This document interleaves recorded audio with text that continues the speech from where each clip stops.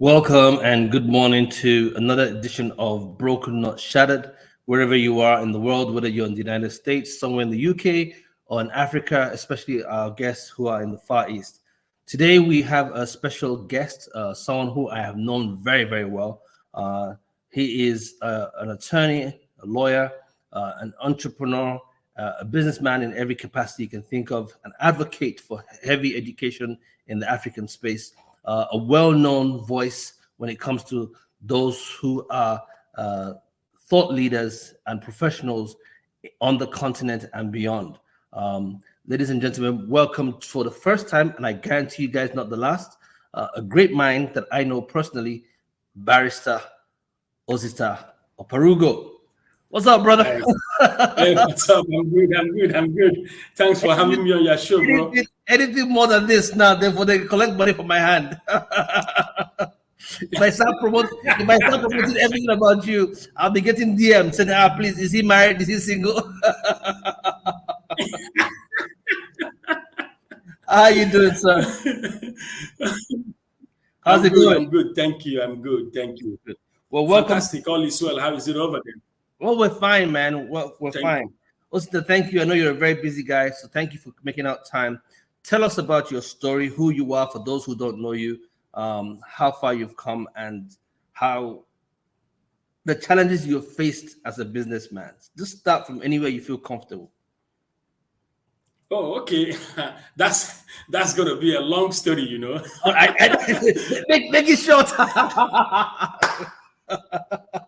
Make it brief. Okay. So, my name is Osita Oparaugo, and I am a lawyer. I read law at the University of Buckingham in the United Kingdom, and I'm called to the Nigerian bar. And I'm a Pan-Africanist. I believe in this continent. I believe in the wonderful people of Africa. I believe in the God-given opportunities here.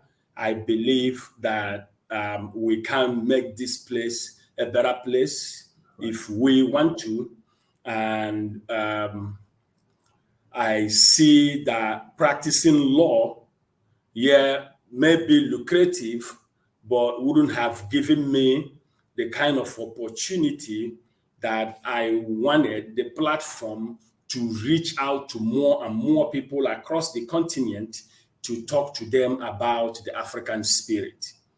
Let's talk about the African spirit, Osita, because I know you're very big in the African spirit.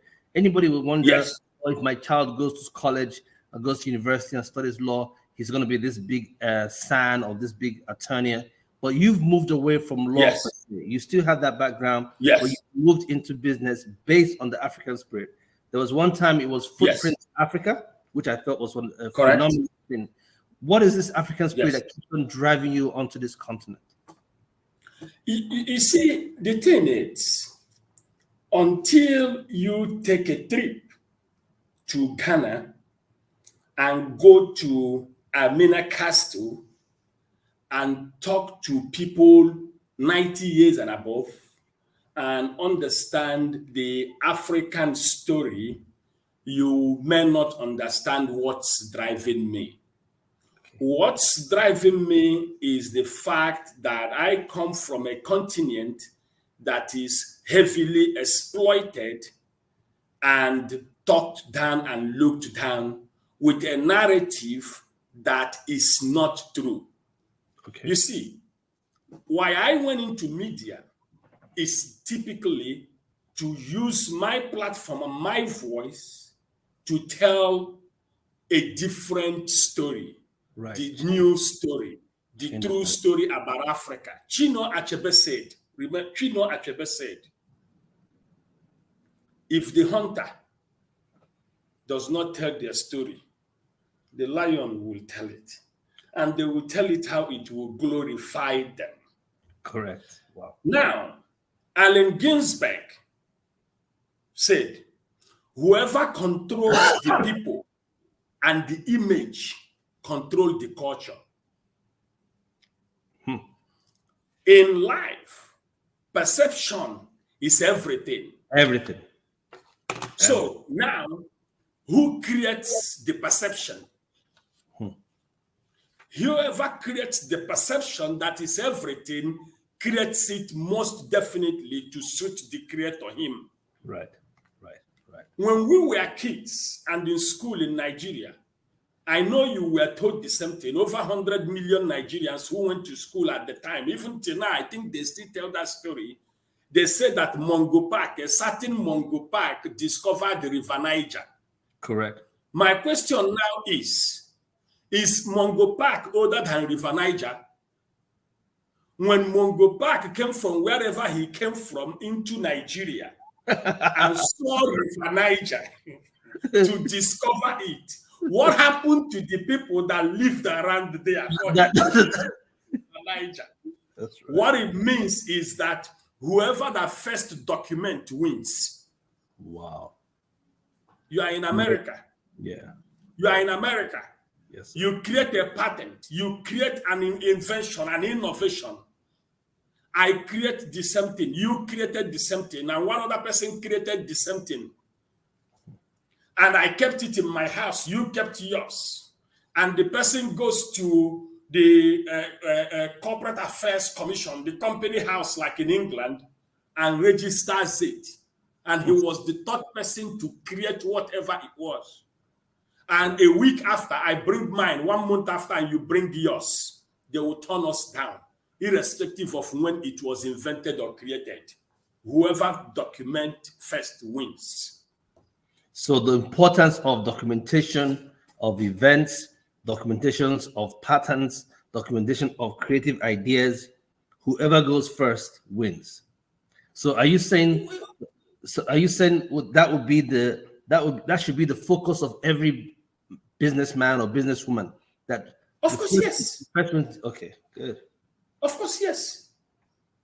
Of course, yes. But how there was a myth. Good. There was a story that was flying around the world at some point. Okay, about the ownership or the founder of Facebook. Okay. Mark Zuckerberg and the two brothers. Right. Everybody had their versions. That's right. Whatever version you hear is left for you. But the true version is who documented first.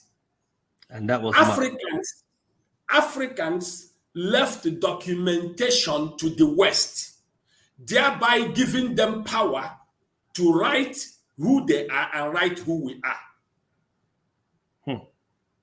Let me tell you something. If you get two Americans now on the street of New York, of course, you know I love the city of New York. I love the city of New York. That's your home base. So get two Americans on the street of New York, two pure Americans, New Yorkers. Good. One of them puts on a suit and a tie. All right? Probably folds the hand and holds a Wall Street Journal newspaper. Correct. Okay? And holds a bag. He drops the bag at the bus stop. He came, sits down, drops the bag at the bus stop, and walks away. 2-3 people around the bus stop are going to call him and say, hey, dude, you forgot your bag. Take that same American into one subway by the corner, put on the white Islamic robe, give him the head turban, give him that same bag, take him to that same bus stop, let him drop that bag and walk away. Everybody there will take off. Right. Why? There's so the narrative. Yeah, that's right. The narrative has just been so that is a bomber, that's a terrorist. That is the narrative. That's what has happened to Africa and nothing more. Wow.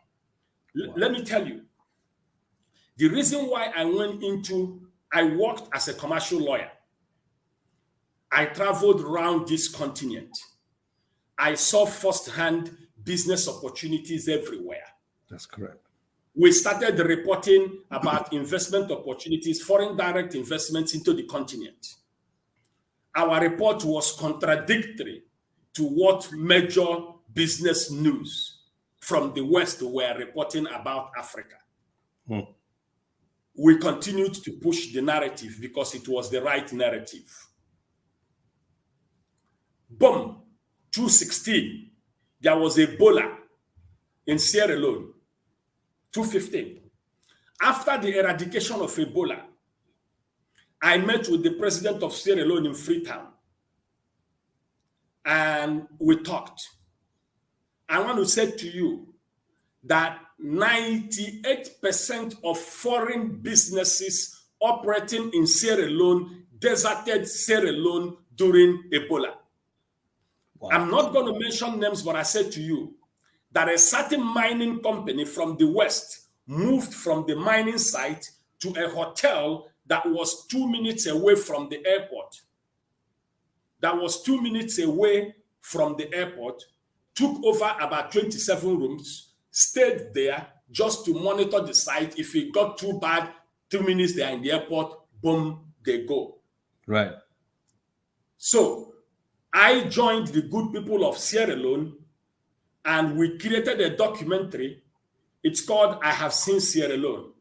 It's up there. It's still, they still use it. It's on YouTube. You can find that documentary. No, I watched it. Yes, correct. Yeah. I Have Seen Sierra Leone. We get to the country and we say, guys, listen, let's help you guys rebuild from here. I have traveled to DR Congo, Dr. Congo, Democratic Republic of Congo, correct. Kinshasa. And I flew on a private jet from Kinshasa to Kasai the Oriental. And that's like nearly 4 hours inside the same country.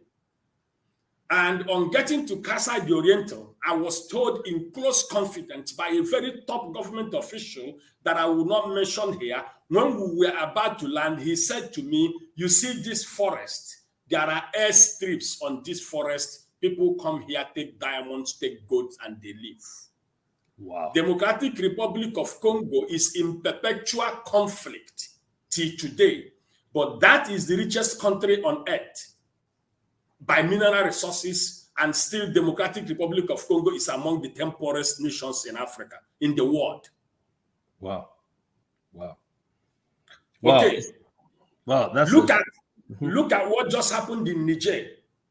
Before the military took over in Niger, those guys were paid less than 25 cents per a kilo of their cotton from the West. They took over the country, and today I hear they have pushed it to about $2, and they are pushing it to $12. If you don't want to buy, we sell to whoever that is willing to buy. Wow. Wow. This is the African narrative. I can go on and on and on and on and on. I know. Because I have traveled to nearly 34 African countries. Let me shock you. When they talk about Africa, some people talk about only oil or maybe some mineral resources. What about agriculture? Nigeria, Cameroon, Ghana, and Cote d'Ivoire. These 4 countries in Africa are among the 10 highest producers of cocoa beans in the world. But Nigeria, Cameroon, Ghana, and Cote d'Ivoire make less than $10 billion a year selling cocoa beans. Wow. But do you know what? What? Tiny Belgium makes over $10 billion a year selling chocolate. Chocolates. So now listen to what happened in 2017. I made a video. My video was blocked from showing globally. They blocked my video from showing globally. I mean, I'm a lawyer. I should know what to say and what not to say. Everything I said in my video was the right thing by law, local and international. What did I say? I said, government of Africa, wake up. That I want the president of Ghana and the president of Cote d'Ivoire to come together. They share a border along the Bassam River. Right. And I want this country to bring 10,000 hectares of land. I want this country to bring 10,000 hectares of land. Come together. Even if you start with 1,000, bring it together, it becomes 2,000 hectares of land. Plant cocoa beans on it. Bring a Chinese company. Make it a free trade zone. Bring a Chinese company there. to come and set up chocolate manufacturing plant, utilize your cocoa beans, make the chocolates there, and ship it to at least service 300 kids in China every year with chocolate. Wow. One, they would have cultivated to 5,000 hectares of land. They need our African manpower. That's right. Two, the factories will need our people. We are no longer selling mineral resources, we have processed it. No longer agricultural produce, we have added value to it. Yes, exactly. That these two countries in a year will make more money than the 4 countries put together make in 1 year selling the cocoa beans. Osita, so I know that if we stay on this, you have a lot to share. Completely. I mean, when I sit down with you in Lagos or anywhere else we meet in the world, it's like a whole day of just gathering information. And this platform, unfortunately, we only have 30 minutes. And I want to make sure that I get the best out of that 30 minutes. So I'm going to ask you a question regarding the journey, because there's something they don't tell us when we go into that is required when we go into business. What makes a success? We always see the success story, but there's a young man, a young boy, young girl who's watching you right now and said, wow, this guy is so knowledgeable. He has done so well for himself.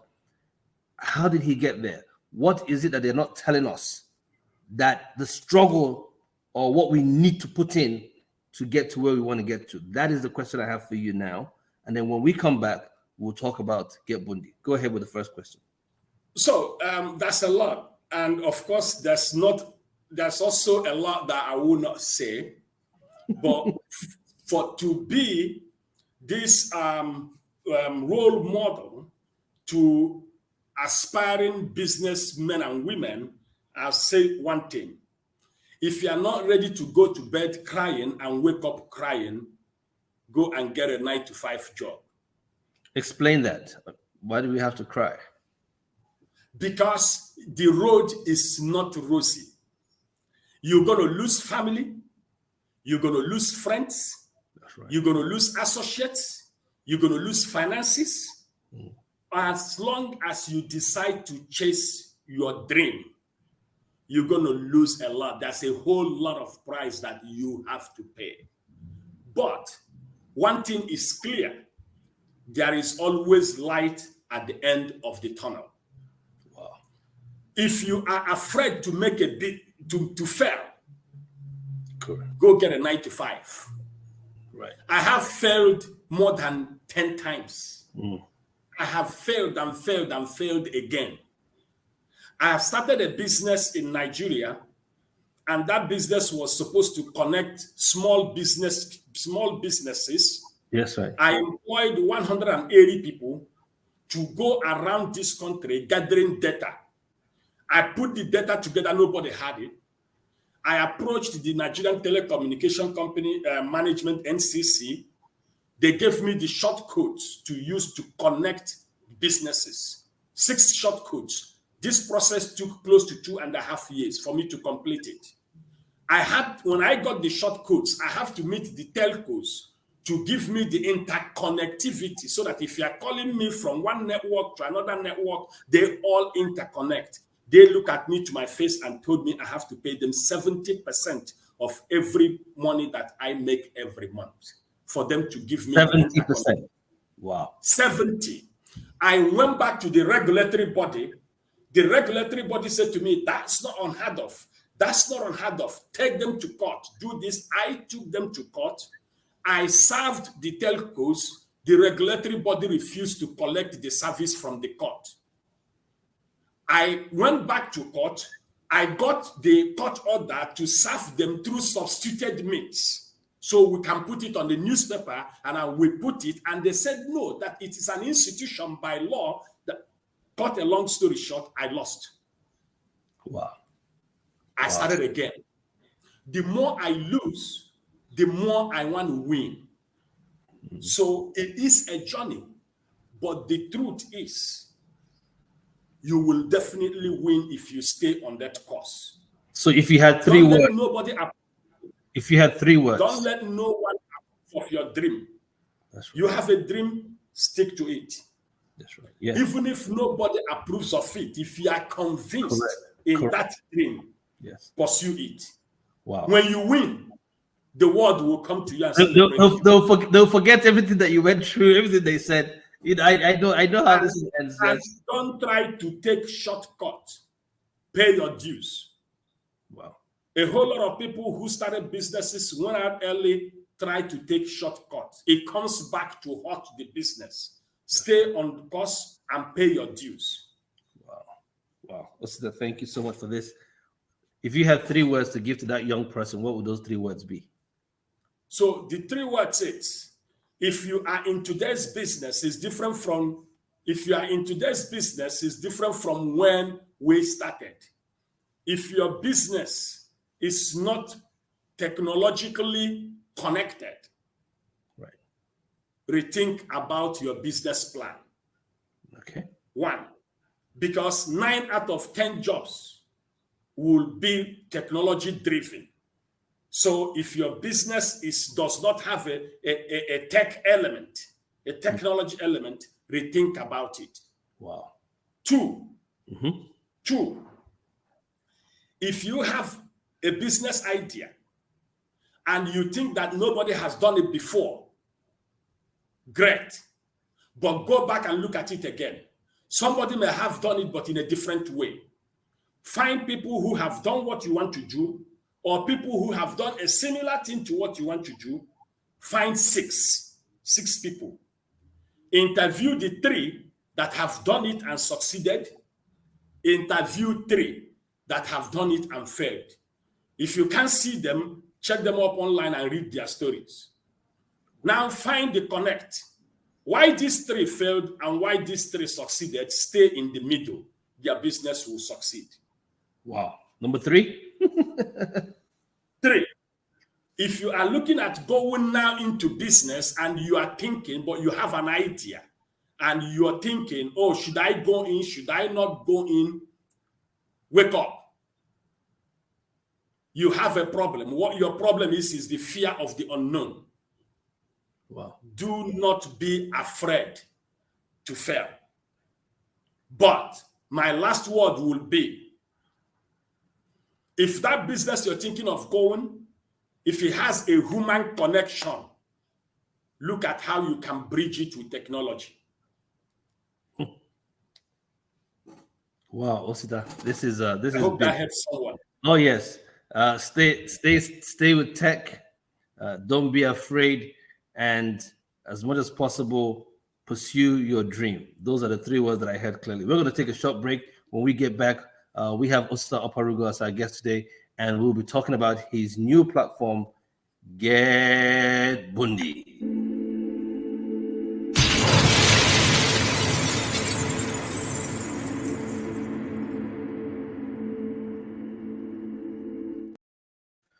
My guest today is Osita Oparaugo, barrister, law entrepreneur extraordinary, the man with a master plan who is not afraid to go into the forests of Kinshasa and hang out with the wolves and all the diamonds that are in the same place. Bro, it's such a joy having you on this platform. Let's talk about where you are right now. For those who didn't hear the first portion of Osita's story, you need to go and get it because, man, that was heavy stuff. And I know that was just the scratch of the surface. But Osita, you're now working on this great educational platform. I am big on education. I think education is the way forward. But there's something you said earlier on. You said if it doesn't have a tech component, it ain't working in today's world. And you have been able to bring education, which I know you're passionate about, and tech together. Tell us about what you're working on and how far you've gone in our last 6 or 7 minutes. Okay, so see, first, I said here that I have been to nearly 34 African countries. Correct. In moving around this continent, I noticed one thing, that there are people, youths in particular, across this continent who are so resilient, who want to succeed. Correct, yes. But one thing they lack is opportunity. Educational opportunity is not there. Those of them that went to school have certificates and no skill. I found out that the reason why Africa is underdeveloped is because of our inability to embrace science, technology, engineering, and mathematics studies, STEM, at a very young age. Because, look at these statistics, only 18% of Africans who go into the university each year pursue careers in sciences. Wow. And less than 10% of Africa's tertiary education graduates have formal digital training. With this, how can you be competitive in a technologically driven world? With the rest of the world, So I said to myself, these guys, if they have the opportunity, they are so creative that they can become the next digital native, that they can drive commercial innovation and they can create amazing things out of this continent. Let us build an education technology platform that will scale. Using technology this time will scale, massify STEM and digital skill across the continent. That's how we started creating GetBundi. What does GetBundi mean? Is Go ahead. Okay, so Get is English, Bundi is Swahili. Right. It means smart, knowledge, wisdom. In some Swahili word, Bundi means the bird or oh wow, the bird that is also synonymous with wisdom. Yeah. So get Bundi means get wisdom, get smart, get educated, get knowledge. Right. So what's the plan with the platform? What are you trying to do with it? What are you trying to do with this platform? And how many people do you have currently? This platform is divided into two. If you go on the platform, you see the STEM courses and you see the digital state courses. Okay. We took the African school curriculum, post-primary school curriculum, and we produced educational content that covered the 6 years of post-primary education system in Africa. And we created 6,000 multiple choice questions, 1,000 multiple choice questions per year. And we created 3 years of competitive examination revision. So what we are saying with this platform, the STEM version of GetBundi, is we want to use it to educate as many people, as many children in school, out of school, across the continent that want to understand STEM education. Mind you, that post-primary education is the last schooling most Africans will receive. That's correct. So if they get it and get a STEM-enabled education before they enter the workforce, they will complement the businesses that operate in the region. And how many people and how many children do you have currently on the platform? We have about 2,400 users. Okay. And we have the other part of GetBundi that is now the digital skill part. Okay. By 2030, it is reported by the World Bank, and I think the International Finance Corporation has collaborated that there will be nearly 230 million digital skill job gap in Africa. This will hurt several economies here.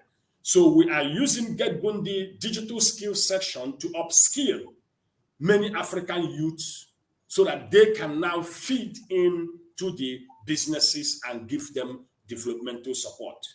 Okay, so that is the GetBundi. That's the concept. Let me use let me put on my business hat for a second and take away my media hat. So you have about 2,000 plus users currently on that platform, and I know there's room for it to grow. But also, it's a business. It's a business for you. It's not charity work. It's actually a business. Is there a fee connected to the use of the material that you've gathered? And if there is, the average family in Nigeria or in Africa survive on less than $1 a day. how can they now afford to pay for what you're actually providing for them that they need, that will enhance their lives as Africans or young adults or young youths or young children on the continent? What is the connect? Who's gonna support the financial capacity to access what you have for them to actually begin to grow? So we are reaching out. So yes, like you rightly said, it is not free, but our platform is highly subsidized Yes. because it's built for the masses. Right. You know, my friends, they called me the African spirit. For me, yes, business has to make money to run, right? Right. But GetBundi is subsidized highly so, and it's open for people who can afford it. The people who can't afford it, we are also reaching out to donor agencies, foundations, Great. companies to pick. Either you pick a student, you pick a country, you pick a school, and all that. So we gather financial support and we massify the education across here. You are right. The problem with Africa and education is not only cost. It's actually three issues. You have the issue of cost, you have the issue of quality, and you have the issue of access. So it's cost of the education, quality of education that goes out, and then access to the education. Correct. These three things are the things that we have mitigated, and we are at the verge of, spreading it across the continent. But we're saying to companies who operate in Africa, who have large corporate social responsibility budget, come. We have built the right platform. If indeed you want to see this continent move away from poverty, let's educate her people. Wow. And then again, even from the businesses that we conduct on our own, every year we are setting aside 10% of what we make as a company to also and ourselves support people who are potentially left behind. Wow. It may interest you and your viewers to know that last year, 2023, we trained 500 African women for free in coding. We didn't take a dime from them. Wow. In fact, on the day of the initial onboarding, the country manager of Microsoft Nigeria and Ghana spoke at that event. A top Hollywood movie producer, Amanda Cassie Cryer, I think she's Canadian based in Hollywood, spoke also on that event. And we did that for this continent. And it was completely free. And that's that's the IT coding, right? Like Yes, correct. So we do have about 20 digital skill courses there, and we are reaching out to people to say there are so many people that have indicated interest. You, with as little as $300 a year, you can give one African a digital skill set that he or she will carry the whole of their lives. Wow, that is great work. I hope the government also will be able to respond also and also assist as much as they can if you're able to build up those partnerships globally. I completely agree with you. One of the roles I had before I came back to the US on my second missionary journey was actually traveling around with the Creative African Exchange to all those African countries and to help Afro-Zim Bank to build that collective platform they were trying to build to ensure that they could, those who are in the creative space can actually come together and monetize their capacity to do great work. And I know this is something that you've always had a passion for. So I traveled also around and I saw, and I can see those big gaps you're referring to, just listening to you. And I'm like, wow, I wish you and I had this conversation about five years ago or 6 years ago. We could have been doing great and mighty things. But my brother, I know you're onto something great. I won't keep you from your busy day. Thank you so much for taking out time having us. Yes, it's a great pleasure listening to what you just said. And I want to say to our audience, those who are listening, if you have any way of supporting Osita or GetBundi, go online right now as we speak. It is www.getbundi.com, correct? Yes, correct. Yes, and it is GetBundi.com. So go there, see what you have, and see how you can actually be a support or sponsor a child or sponsor a school in any way you can, and reach out to what they're doing. If you can't get hold of them, come to me. Trust me, I have direct access to this great man myself. Osita, thank you again. What's your Thank you last very word much. to our audience before you leave? What's your last word, bro? So for me, what will I say? Be a nice human and pursue your dream. Wow. You couldn't have said it better. Our guest today, Osita Oparaugo, CEO and entrepreneur extraordinaire of GetBundi. Thank you, bro. Thank you, please. Thank you for having me. Thank you. Thank you. Cheers. Wow. What a great mind. What a great man. Guys, you heard him there. That is Osita Oparaugo. He is an entrepreneur, a lawyer, and make sure you follow what he said. And remember the points that if you are thinking of going into business, what they will not tell you are the things that Osita just shared with you right there. For the rest of our audience, I want to say our last three words: peace, love, and more grace. And remember, from February 14th, we'll be changing our time from 4 p.m. Eastern Standard Time to 3 p.m. Eastern Standard Time. Take care. God bless you, and more grace. Love you.